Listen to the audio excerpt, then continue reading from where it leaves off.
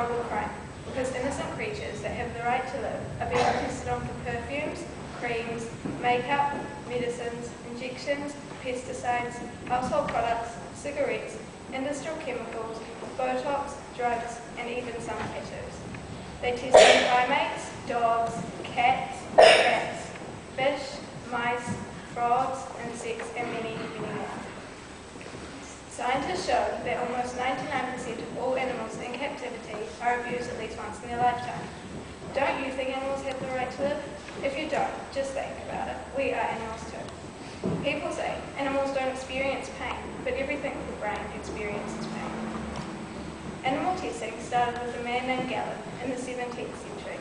It began on a Russian dog named Laura.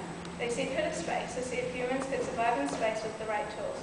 She died hours after launching, but somehow it still showed people can survive in space with the right tools. People are against with what I'm saying. They believe animal testing saves lives through medical research. I am against this, however, because they don't have the same organs as us humans, and when the products fail, it can cause the animal much harm. More animals are bred in the lab than are needed. If they are not tested on, they are killed, usually by being gassed. Animals are being bred just so we can cause them pain, suffering, and ultimately death. 2.8 million animals are tested on yearly. Half die 2 to 3 weeks after they are tested on, the other half die while being tested on, or they have defects for the rest of their lives. Some people don't take notice of the results of animal testing. For example, they tested cigarettes and found it was bad for your lungs, but nobody listened, nobody took notice, and no one cared. They kept smoking. What a waste of time and lives. If the animals do not die, they are tested on once again. In between the tests, they are kept in small cages, minimum food, no bedding, and no doors to keep them occupied. What kind of life is that? Thankfully, not everyone agrees with animal testing.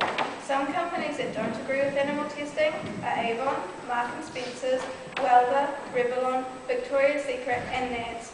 Unlike Colgate, L'Oreal, Johnson & Johnson, Procter & Gamble, and Clorox. I urge you to buy more products that aren't animal tested on, so animal testing drops. So in conclusion, I think animal testing should be banned because it's cruel killing animals over things like makeup. It's a terrible and horrible crime. And just think, what if that was you being tested?